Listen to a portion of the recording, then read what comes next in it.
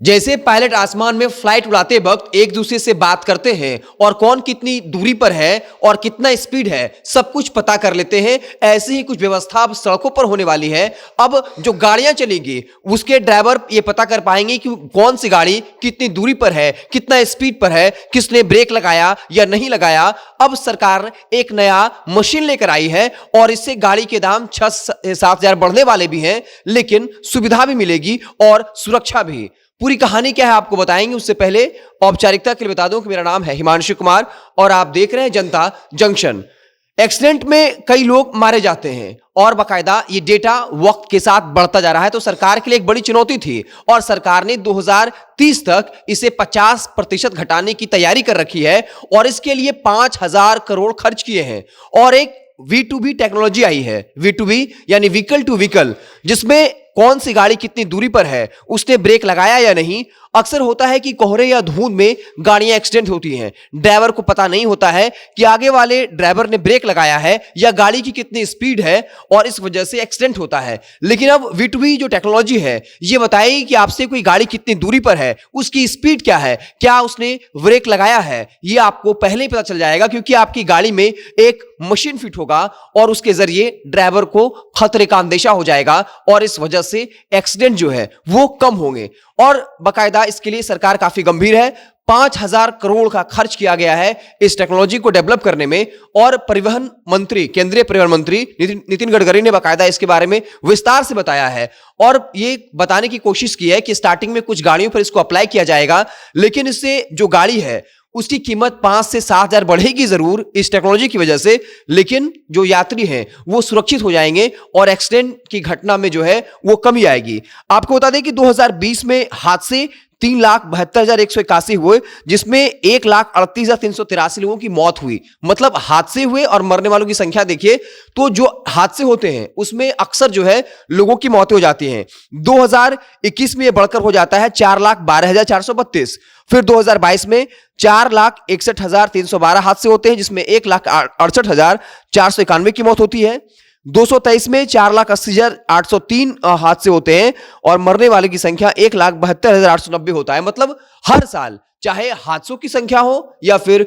हादसे में होने वाली मौतों की संख्या, वो लगातार बढ़ रही है और इसको रोकने के लिए सरकार लंबे वक्त से प्रयास कर रही थी। 5,000 करोड़ खर्च करने के बाद एक नई टेक्नोलॉजी सामने आई है, जिसके बाद जैसे आसमान में जब पायलट बात कर रहे होते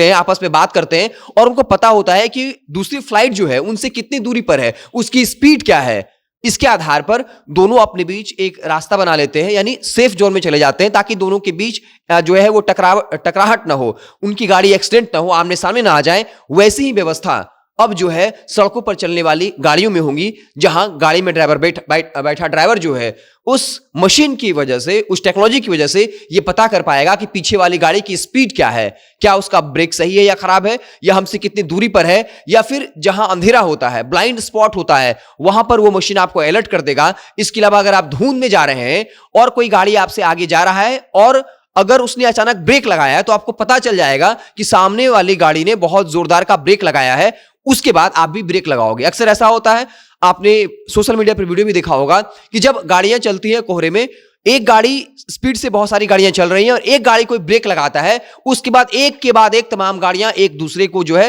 वो पीछे से ठोक देती है। लेकिन अब ऐसा नहीं होने वाला है। अगर कोई गाड़ी, पहला गाड़ी मान लीजिए ब्रेक लगाता है, तो पीछे वाले को पता चल जाएगा कि भाई पहले वाली गाड़ी ने ब्रेक लगाया है, तो फिर वक्त से पहले ही वो ब्रेक लगा लेगा, फिर उसके पीछे जो होगा उसको अलर्ट मिल जाएगा और इस तरीके से इस तरह के जो हादसे होते हैं कोहरे की वजह से, उसमें अप्रत्याशित कमी आएगी। तो इसकी शुरुआत जो है 2026 में होने की संभावना है, हालांकि इसकी शुरुआत धीरे धीरे होगी, लेकिन आने वाले वक्त में हर एक गाड़ी में जो है इस टेक्नोलॉजी को फिट करने की कोशिश होगी। अब जितनी भी नई गाड़ियां आने वाली हैं कुछ महीनों के बाद, सब में ये पहले से फिट होंगी, लेकिन जो पहले से गाड़ियां रोड पे चल रही हैं उसको भी अलग से उस मशीन को लगवाना होगा और सरकार इसे आने वाले वक्त में कंपलसरी कर सकती है इन हादसों को रोकने के लिए, इन हादसों की वजह से होने वाली मौतों को रोकने के लिए। और 5-7 हजार का खर्च बहुत ज्यादा नहीं होता अगर आपको इस तरह का सुविधा मिलता है, जहां ड्राइवर को